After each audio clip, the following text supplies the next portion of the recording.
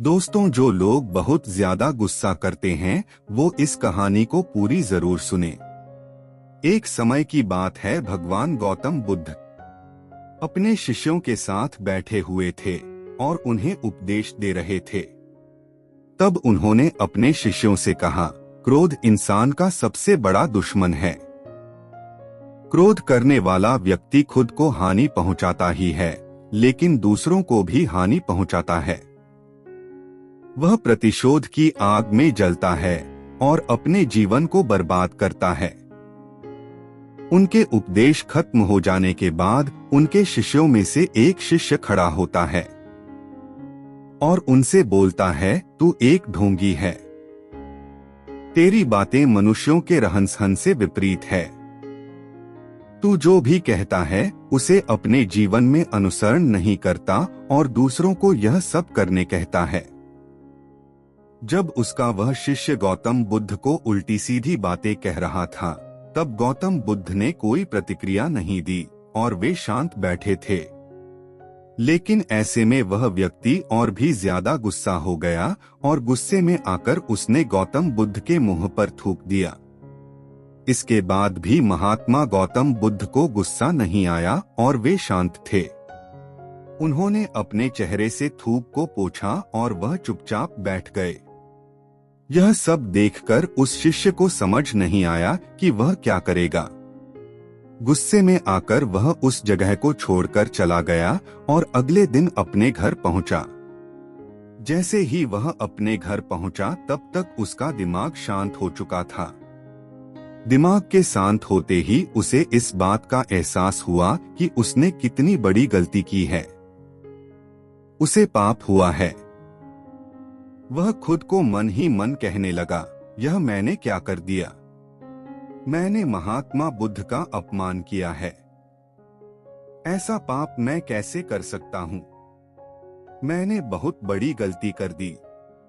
मुझे जाकर उनसे माफी मांगनी होगी। यह कहकर वह तुरंत ही गौतम बुद्ध के पास चला गया, लेकिन गौतम बुद्ध उस स्थान पर नहीं थे। ऐसे में वह शिष्य जगह जगह भटककर उन्हें खोजने लगा।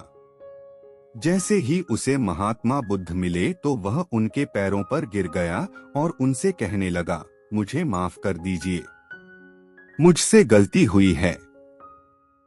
मैंने आपका अपमान किया है। मैंने यह बहुत बड़ा पाप किया है।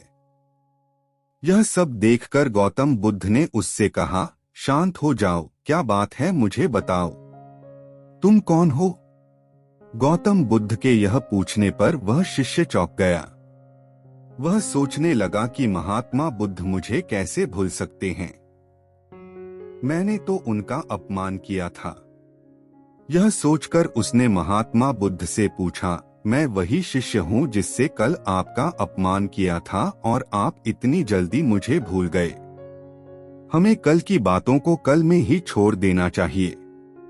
वह अच्छा हो या बुरा, उसके बारे में बार बार विचार नहीं करना चाहिए। मैं बीती हुई बातों को पीछे छोड़कर आगे चलता हूँ और ऐसा ही हम सबको भी करना चाहिए, महात्मा बुद्ध ने उस शिष्य से कहा।